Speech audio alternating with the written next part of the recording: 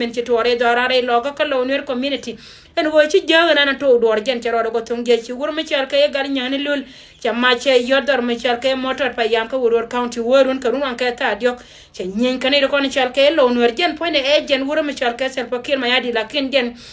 gwana ni chenga tina la go chenga kel kanay te mod wang dien to go yewo kanay te ro ci ga jamaara de mreno go gen ci boy da ba ka menan karun wang la go gen ci do may de ci ko yot ci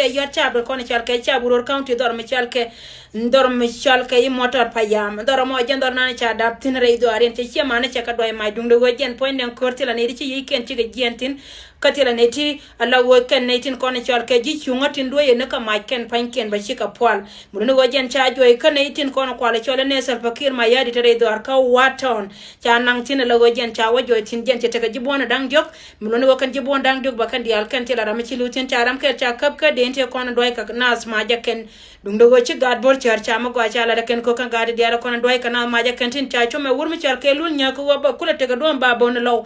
gen point de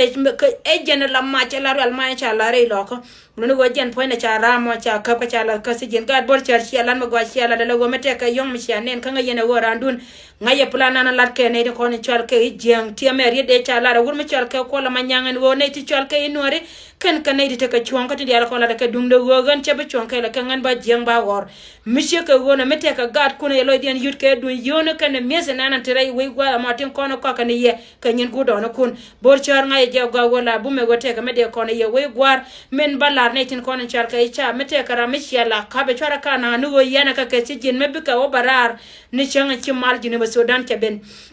ajaro ina de lar yemi sheke wono wojen ponde aken planatin kono be na mo jen ponde re lo ka ja tir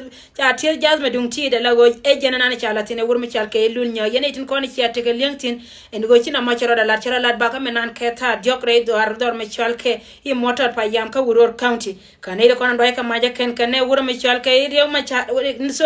sorry ne wurmi chalke salpakir ma yadir kana chanya da ne bol mel ka kana kono cha ma cha e do ken ban wurmi chalke gar nyane lul chaleng ba gwa wajen gwanan te tin batil la gor changa na mi dun tin ma cha kam cha jari ko gona sai kuma me chalke kuma selfa ke ma yadi ko wote ne tin ko ne chalke ga lo ko tilan war wewno te ka rai ka ga tin ko la cha abdi o jara ma cha jere do ko wuror county en go jen barwal mai be je yora jene be dude be do be jen mulu go jen ponde medero go apuje go gar nya de je ka bien ga ko ne chalke ga wuror county de go apuje go de la kasi jene gar nya ko wore lo ko menan me jene de do mai tieme me chiro ko la ke 20 ke 2 o 6 dane chuen nan kaje ndawrum jok ponde meche weche to ka kan gadina idang jok milone go jen ponde la yendi ala go teme jen china mo che to ka yene tina wi mon ke lew ala go ga bor charte wate la katin ka cha do manne wurmi chalke lul nya cha ma cha yotiti kana kona banno ga gwa dung ti me go chare ja pare go kon te chobre do arma chalka wala kana naser ka yene de kona chalka cha naser kana wala ngre nya wujune rol bunya